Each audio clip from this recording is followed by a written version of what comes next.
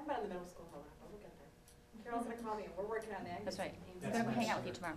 Actually, we're I told you they did that to me the other day, the Debbie. You guys are Carol kidding me. Carol and Andrea and I are meeting on Friday Friday. to start some of that discussion. So. I think it's been very, very beneficial. I think the one thing that Andrea touched on that I have a fear of, that we're starting these new programs that are very good programs, but our teachers have such a desire to see instantaneous results, and also a fear of not seeing results, that they're almost not giving the curriculum time to work and jumping right to an intervention. Remember, our tier 1 intervention is the curriculum. And we want to see if that works to get us up to 80% Yeah. solid in that core. So now it's time to take a breath. Can't mean we're not gonna throw everything out. We've got some dire kids in need and we're gonna work with these kids, but we're also gonna make sure, and I think making the teachers feel positive, because there's a lot of stress and burden on a lot of these teachers' shoulders and they're trying to fit in a lot of new stuff. And I was nervous this year thinking that where were we with this, with the RTI and the whole big picture. And then we've worked twice in the last month with Nancy Tice from the ISD. And each time she has commented, and Mary was there here at one time, how far we are ahead of most of the schools in Ingham County as to what we're doing. So she's amazed. She's amazed at the honest and open and good discussion that the administrators and teachers, because we brought together a core group of administrators and teachers to look at the RTI program that we have. And I wanted to change it. It's not RTI anymore, but I'm going to call it RTI forever. So she just keeps saying how she's impressed with where we're at. So, which I was glad to hear, because I had a real fear that we weren't there, so. Thank you. Thank you. Where are we with Common Core standards then, and as far as integrating or changing over from GLICs, the grade level content expectations? Where is that? We've spent some time at the different grade levels looking at them, and what we're finding is we're probably in pretty good shape, because the Common Core tends to have less items than the GLICs or the Huskies. It's just they tend to go more in depth. And the Envision is aligned with the Common Core, and I believe the Reading Street also Reading Street, is. yes. So we're We've got in new good materials. shape with both, with all that. So, okay, so we have online, we have curriculum maps and curriculum guides online. So when will we have curriculum maps online on our website that align with the Common Core standards? When does that have to happen? When are we? I think we're a year and a half away from 2014? having to have that happen at this point. In 2014, okay. So, the one fear of going to the Common Core more than anything else is the change in the high school test style. It's going to be much more into an analyzing style as opposed to a knowledge style. So I think that's the biggest fear, but that's just not our fear. That's every school district's fear, because it's changing the way students are going to need to think about that test when they go to take it. So are our curriculum maps then being updated to reflect? They haven't been yet, but they will.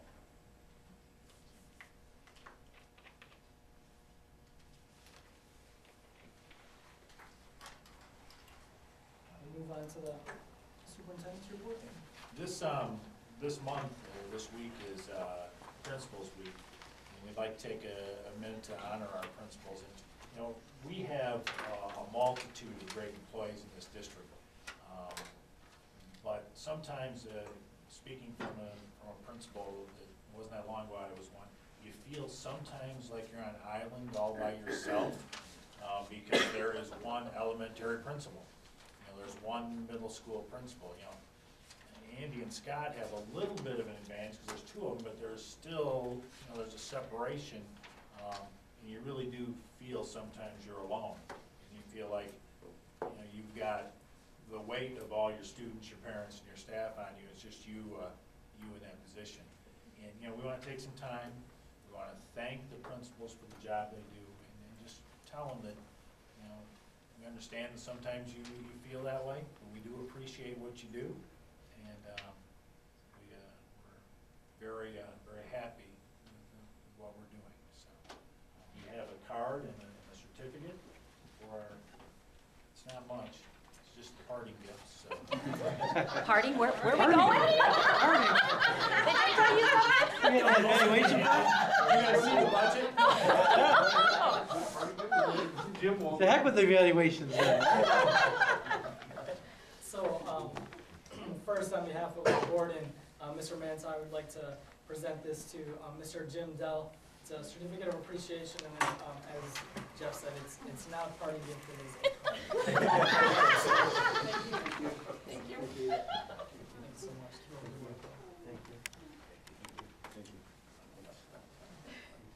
And then next, we have a certificate of appreciation and a card for Mr. Andrew Rogers as well.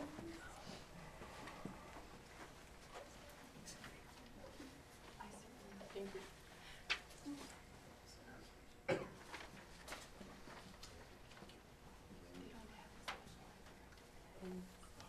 And then next, we have a certificate of appreciation for Miss Carol Frost. Oh, thank you so much. How's it feeling alone last couple days? So try to take a little bit of the burden off. Thank you. Thank you so much.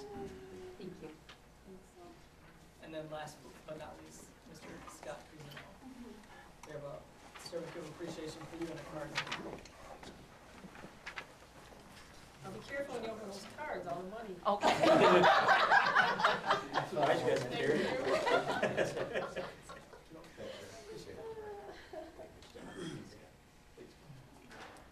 That's not a joke, I wish we could do that. Yes. I wish they could do stuff. But you'll be working on the budget, so you'll know. And if we could just recognize them with a round of applause as well. For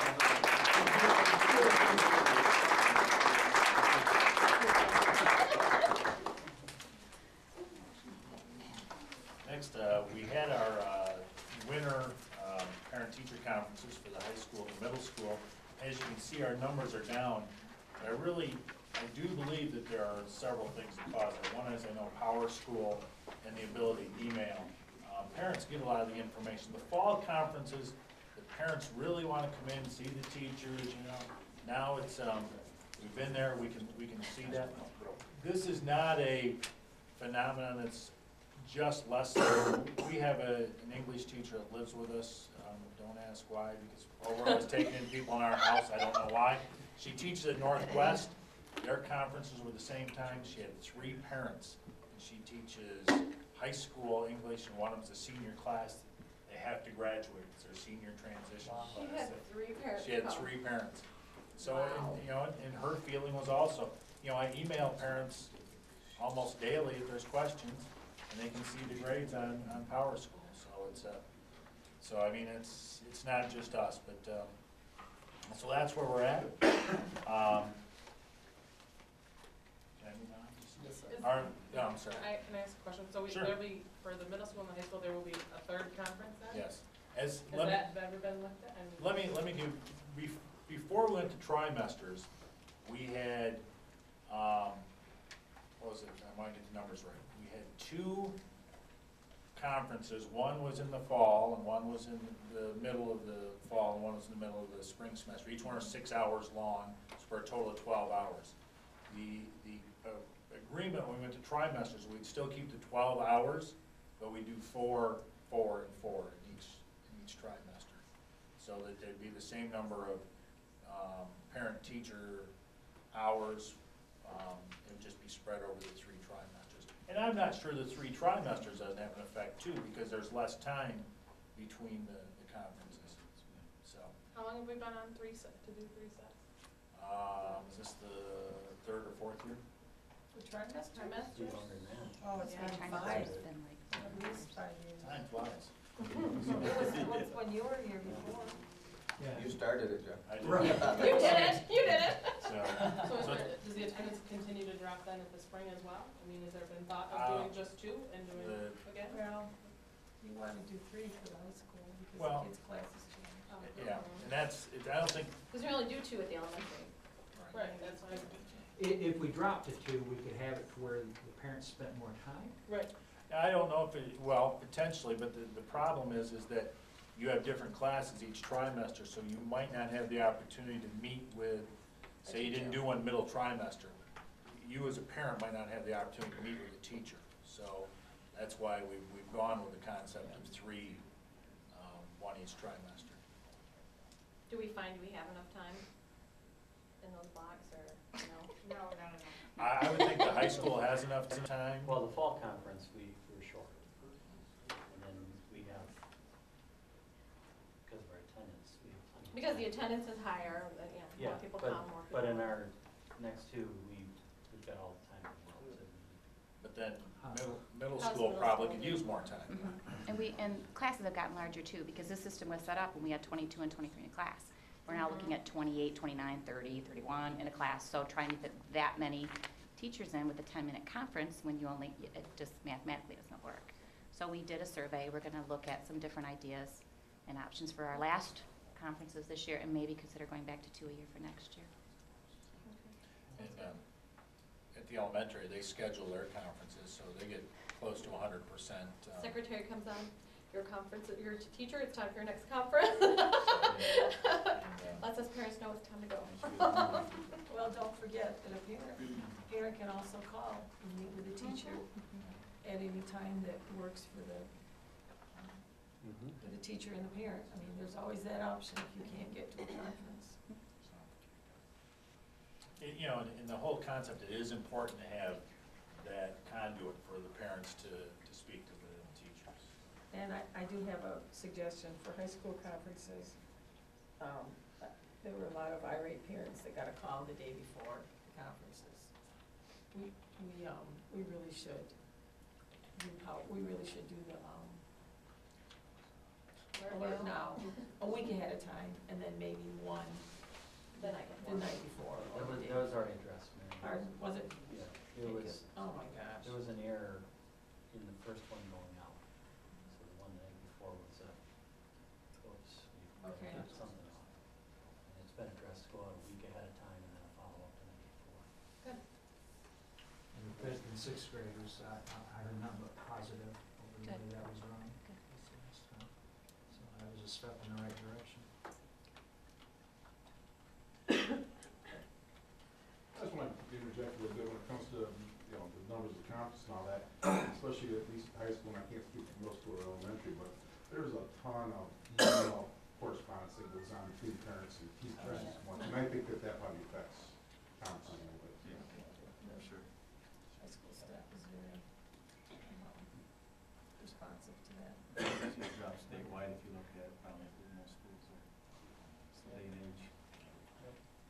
What was the comparison for, middle school and fall, for fall, do you know? It was lower. 59%, Yeah. it was lower than 59? No, I mean, the winter was lower than the fall, so it did go down. Does it normally? Mhm. Our biggest is always the fall, because they want to meet The their parents teachers. just want to meet the teacher. Mhm.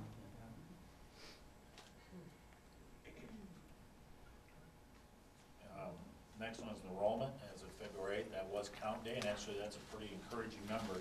Now, when you look at that 1388, that does not include the 8 that are in our early childhood special ed, so that number then would be 1396 that Loretta reports.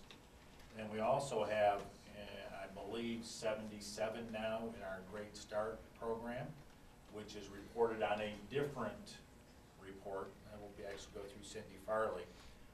So you can see our numbers are pretty outstanding.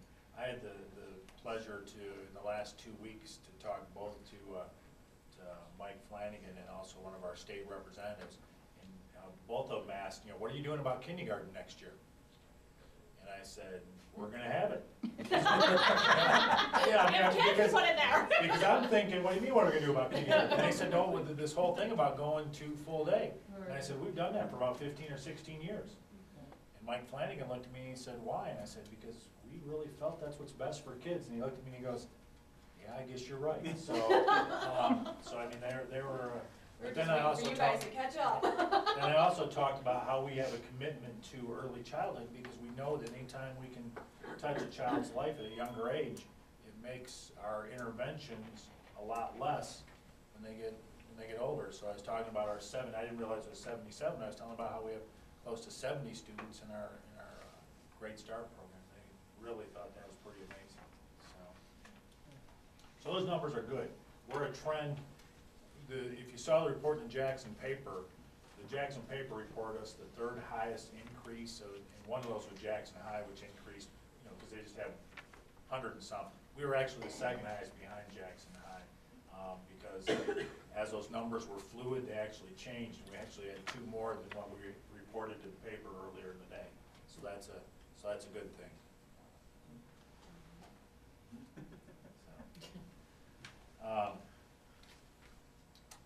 Next thing, the Title I after-school math, and Jim is here, he can help me with this. We were able, because of Title I, to get more money. They said, because of our free and reduced, we were able to capture more money through that.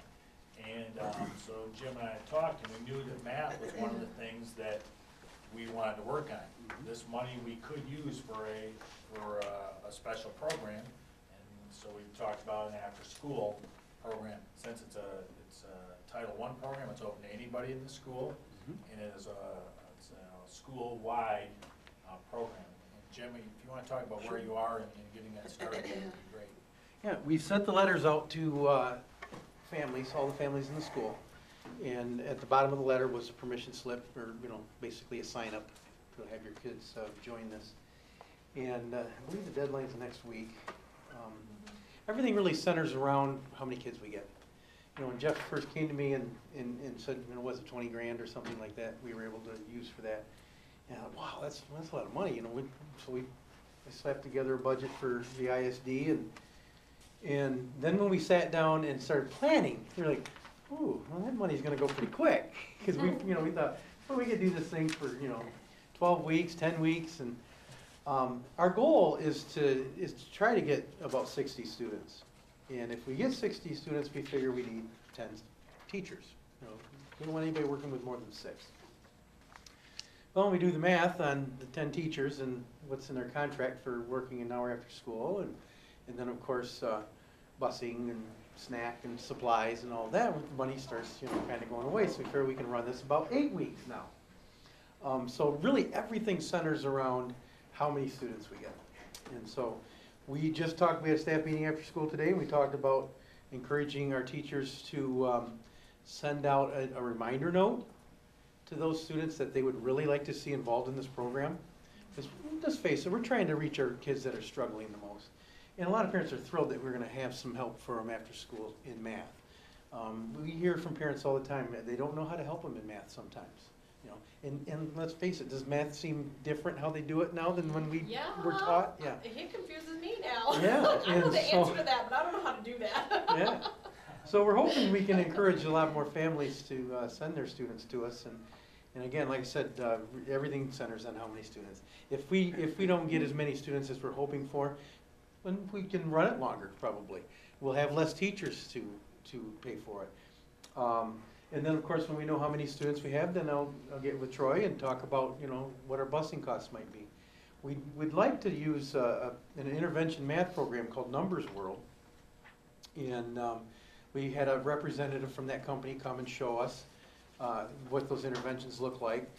And really, if we could get everything we wanted for that intervention program that we could use in all our math interventions, we're talking about half the money that we have to spend on this program. So, we're looking at creative ways to maybe get as much of that curriculum as we can. And again, centers on who shows up. If you build it, they will come. We're hoping, and so we'll go from there. The other thing that we want to try to do with it is group students by their ability level. Just because your student is a fourth grader doesn't mean that they might be in a group with just all fourth graders, you know. If they're at a second grade level with math, they're gonna be possibly with other students who are just at that level, you know, and that might mean some third graders or struggling second grader who's maybe just sort of, you know, parents want to get them along to boost them up, you know, and that. So, like I said, it's open to all students.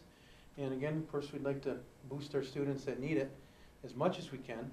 And if we have students that sign up that are good in math and they want to, the parents would like them to do some more, then we'll, you know, look at going up a little levels, you know, some of the levels and things like that. So we're putting this together very soon, and again, centers on how many kids sign up. We're keeping our fingers crossed we get a ton, and we'll go as long as we can till the money runs out, you know. Because at first, when Jeff and I were talking about it, I thought, we're gonna be able to spend this, you know?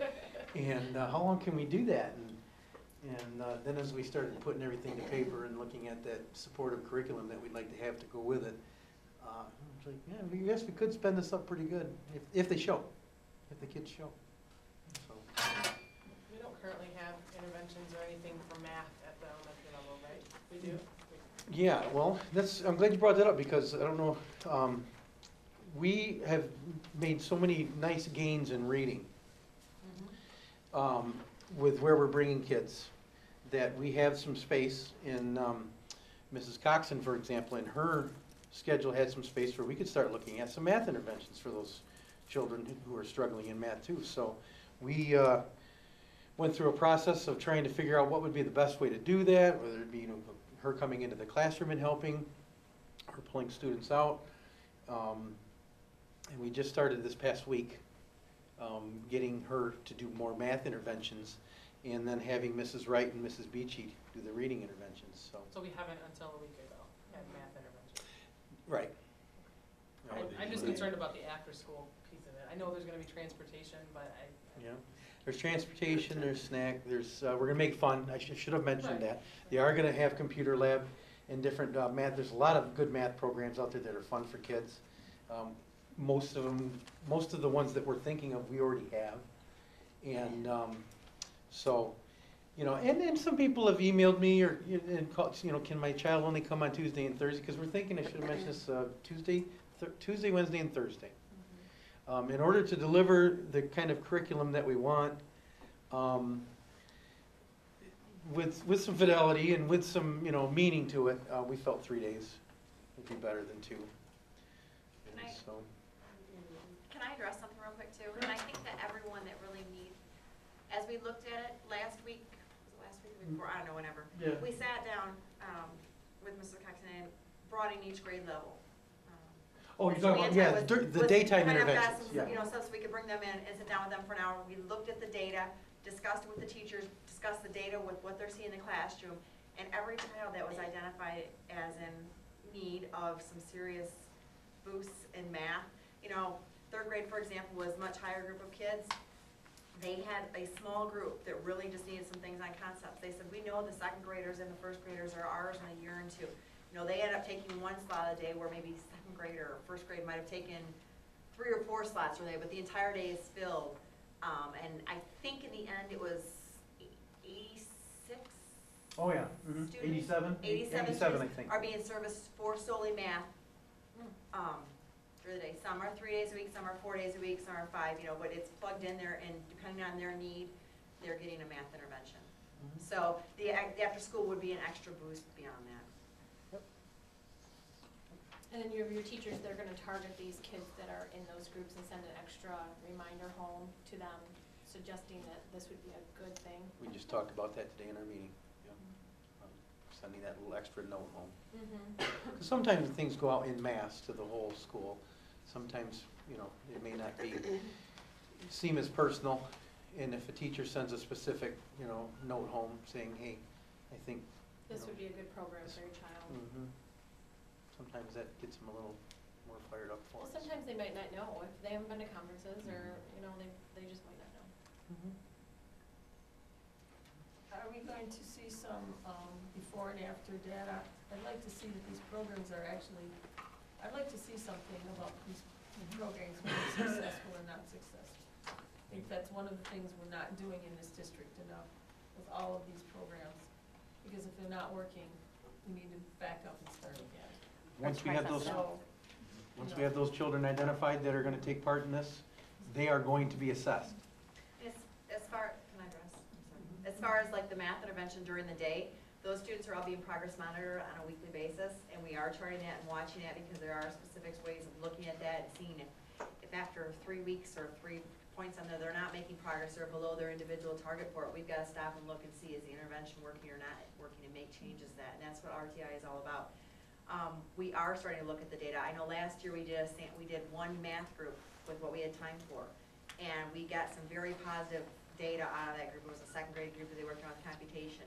This year there was only one child, I think, at this point left in red in third grade, and all those kids that had gone through that 6 to, Kathleen, maybe you can help me out, 6 to, because you helped with that. Well, it was about 10 weeks. Was it about 10 weeks? I'm sorry. Made significant gains in the computation and retained it. So we are collecting that, we do have it. We just haven't shared it as well. and another thing is, I think we need to look, last year Kathy Wright came to the LAF board and asked for money for summer reading program. I think if there's money, title money available, that's something we might want, I don't know if we can. I don't know what the legalities of that are, but if we can set some money aside to use in the summer for reading, for math. She had great success with her reading program last summer because she brought us before and after data. And I would like to see something for the kids in the summer.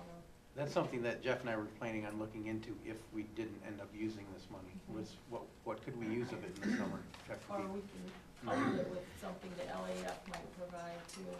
Kathy Wright actually is writing a grant that we received information from actually Dollar General Company. Oh, cool. And she's writing that grant due by the end of this month to, I think it's $3,000 That's great. to try to get for the district. For summer program. Yeah, That yeah, would be awesome. for summer literacy. Thanks. Next one, item E, the foreign language teacher.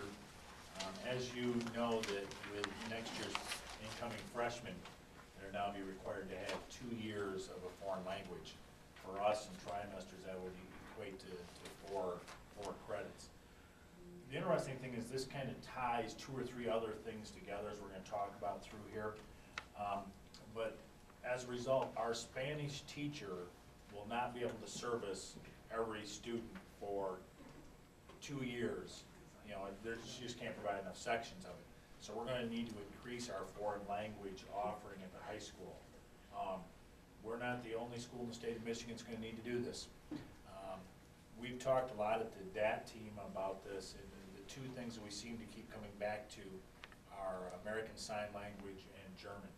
American Sign Language because it's, you know, it might be that qualifies as a foreign language, and potentially it might be something that a student that struggles with learning, you know, the language, a foreign language could pick up. We also now know with our tie that we have to Europe, and as many foreign exchange students that we have in our trip between the 2 schools, the German would be another reasonable possibility. What we would like to do is go out and advertise for both of these and see what we can come up with. It's hard for us to bring a curriculum back to you for approval until we know which one we're going to get. So it's a unique situation. So what our plan is to advertise for a foreign language teacher, see what we can get, and then try to hire the best candidate out there for that. You know, and again, it's a tie to the merit curriculum that we're going to have to meet for those students to get that foreign language. Now we're going to talk about this again in one of our motions that we have here because some of this ties together. But I wanted to bring that to you as to what we want to do. How about Chinese? We've discussed Chinese, we discussed it today. There's a lot of things thrown out that people would like, but the fear is what what are we gonna be able to even obtain? So the thought was to put the posting out there for a foreign language teacher and see what we get. That's why we wanted to have and we've put it in the curriculum guide as an additional foreign language. And we've listed a couple of them and say, the possibilities, so. And we'd like to, and our fear is that since there's gonna be a lot of schools in the same situation, we'd like to move as quick as we could to get our best possible candidate. Because we don't wanna hire in August when other schools are already hired. So we'd like to move on this fairly quickly. So any language specifically is a little premature, we don't know. Right. Right. The next item, as usual, the domino effect has started. When Andrea Schraben went to the Great Start program and opened her position, so we're gonna see a lot of movement again in the personnel changes. We had 2 candidates apply that had the qualifications that are needed for aides at the Great Start program. We had quite a few applicants, but only 2 that met the qualifications. And the way we have done this is we bring 1 aide in the morning, 1 in the afternoon. We overlap their time at lunch, so we have more support at lunch. It also allows for the prep time for our teacher at that time. So one of the aides picks the lunch up, brings them, so we have the transportation to the Family Learning Center. So we didn't have to have one of our kitchen people take the food over. So it's worked out pretty good. But again, as a result, when you pull somebody out of a job, it opens that position up, so it's a domino effect, so.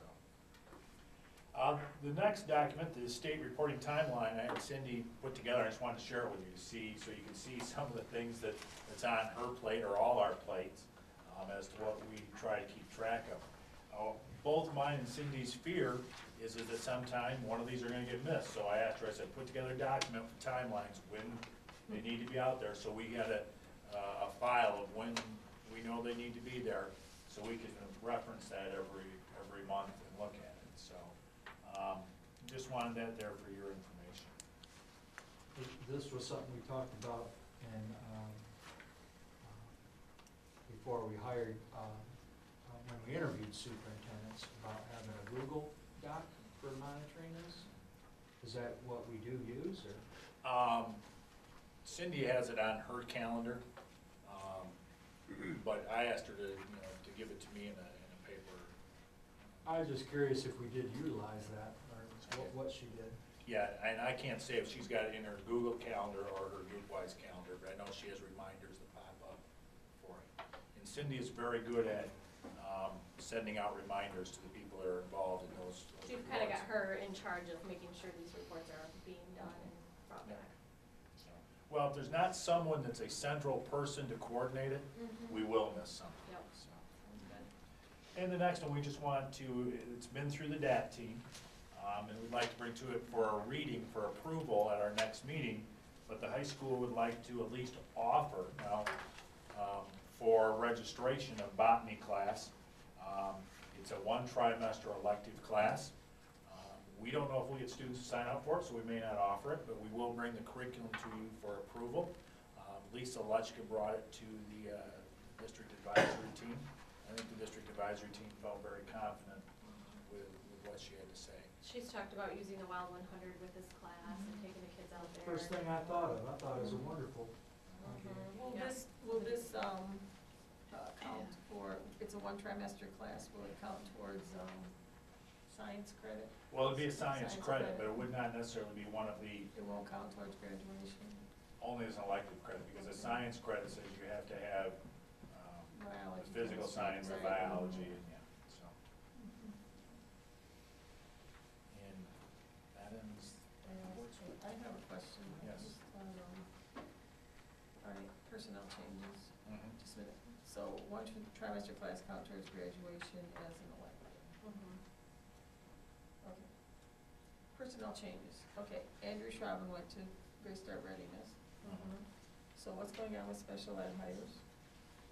Unless I'm missing something that We haven't hired yet. They interviewed today for middle school, and they're interviewing tomorrow. And we posted the one at the elementary, and that posting will be down 24th. the 24th. Okay, so interviewing at the middle school. How many candidates? 5 in consideration right now. 5 in consideration? And what about, where are we with, I'm sorry, ECSU was just posted this the ECS, the I have 12 applications as of right now. 12 apps at the elementary. About 2 of them are qualified. Very Okay. specific qualification. Okay, all right. And we also have to, we don't have to hire any more aides, right, special ed? No. Not for the, Okay. not, I mean, Not for that program. Okay, as our numbers are swelling. She's qualified, As listen our to her. numbers are Yes, swelling. I am. Yeah. so, okay. Thank you. Now, did you Do say we have a something sub- about high school too? Who, me? No, I didn't. Erica had a question. Oh, I sorry. just, Leanne asked if there's a sub in There's there. a sub Sub, at yeah. ECSU Yes. currently. And at the middle school. And at the middle school? Yeah. And then Head Start. And in Mhm. Head Start.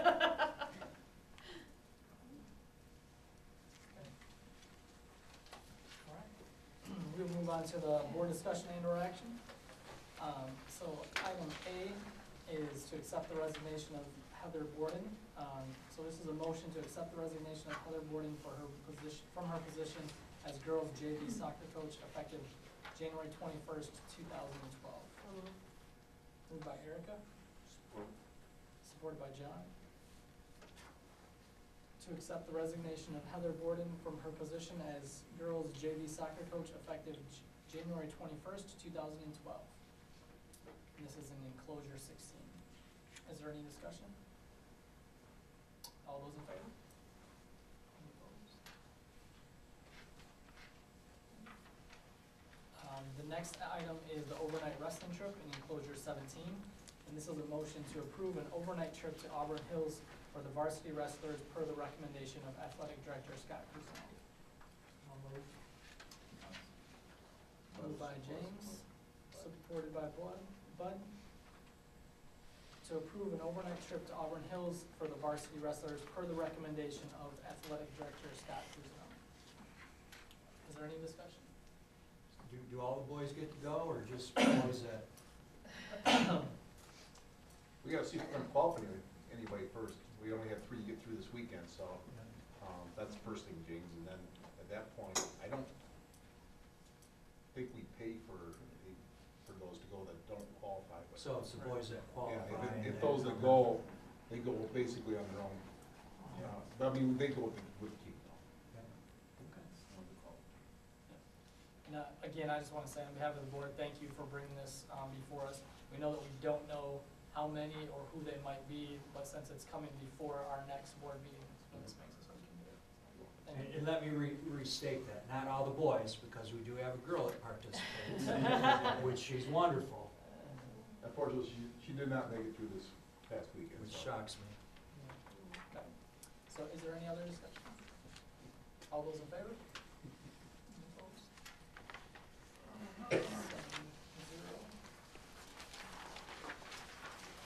Item C is enclosure 18, and this is a motion that the Board of Education approve the second reading of policy number 5517, which is the anti-bullying policy, as outlined in enclosure, and that should be enclosure 18. Moved by John, I'll support. supported by Deanne. That the Board of Education approve the second reading of policy number 5517, the anti-bullying policy, as outlined in enclosure 18. Is there any discussion? I just have a question for Jeff. Where do we go from here, Jeff? If this is approved tonight, where do we? Then we send this policy to the state for state approval. Any other discussion? All those in favor? Any opposed? 7-0. And item D is the graduation requirements, first reading, and this is enclosure 19. So this is a motion that the Board of Education approve the first reading of a revision to policy number 7630 for graduation requirements. No support. Moved by Deanne, supported by Mary, that the Board of Education approve the first reading of a revision to policy number 7630, the graduation requirements. Is there any discussion? I just have one question. When we discussed this, a few years ago about the computer, and Jeff, you were part of that, about the computer class, the computer class was not required to fulfill state requirements. It was just at our school. And if a child wanted to waive that or not take that class, that child could apply to get a waiver. Is that still hold true? Yes. It would, right? Okay. This is tied to the foreign language. Right, I know, yeah. So because in essence, what we're saying is the computer credit's gonna be replaced by the foreign Right. language credit. In order to fit everything in, Right, it's yeah, in which we Capillary knew was Career coming. Center, it's a necessity. Yeah, we knew that was coming up 3 years ago. It's also being discussed though about taking that computer knowledge and kind of pushing it down. Let's get it. Well, we did that, and then we had to drop that too at the middle school level, unfortunately. And the other change that was in there was we made it consistent with state wording. It's not foreign language, we changed it to world language. Yeah, Easier to yeah. change. Is there any other discussion? Okay, so this again is moved by Deanne, supported by Mary, that the Board of Education approve the first reading of a revision to policy number 7630, the graduation requirements. All those in favor? Any opposed? 7-0. And item E is a motion to convene into closed session pursuant to subsection 8C of the Michigan Open Meetings Act for the purpose of discussing support staff contract negotiations. Moved by Deanne, supported by Bud. To convene into closed session pursuant to subsection 8C of the Michigan Open Meetings Act for the purpose of discussing support staff contract negotiations. Is there any discussion? All those in favor?